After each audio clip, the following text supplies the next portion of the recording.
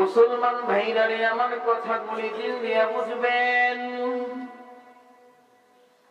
আপনাদেরকে শুধুমাত্র কেবলমাত্র অল্প সময়ের ভিতরে একটা মাত্র শুধুমাত্র মেসেজ দিতে চাই।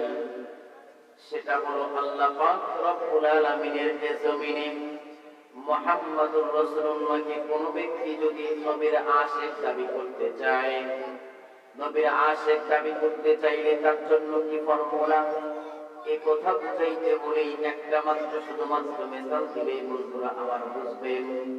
আমার মতো একজন মোল্লা পয়গম্বর আরবের মহব্বত, সাহাবায়ে কেরামের আজমত আর শানের সম্পর্কে বন্ধুরা আমার 40 মিনিট পর্যন্ত মাহফিলের প্যান্ডেলে বয়ান করার পরে মাঝখান থেকে একজন বাঁকা লোক ডাক দিয়ে বলতেছে, হুজুর আপনি কি এ জাতীয় বক্তব্য ছাড়া আর কোনো বক্তব্য জানেন না?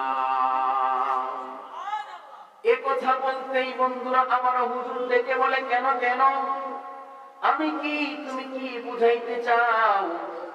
আমি কি সাহাবায়ে কিরামের আজমত আর শানের উপরে বন্ধুরা আমার 40 থেকে 45 মিনিট পর্যন্ত বক্তব্য দেওয়ার কারণে এক্সেস করে ফেলেছি নাকি? এ কথা বলতেই বাঁকা লোকটি ডেকে বলতেছে, না না এমনটি নয়, বরং আমি আপনাকে বুঝাইতে চাইলাম, আমাকেও যদি আল্লাহ পাক রব্বুল আলামিন এ যুগে না পাঠিয়ে সাহাবায়ে কিরামের যুগে পাঠাইতেন, তাহলে আমিও আবু বকর, ওমর, ওসমান রিদওয়ানুল্লাহি আলাইহিম আজমাইনের জামাতে শামিল হয়ে যেতাম। এ কথা বলতেই হুজুর ডেকে বলতেছে, না না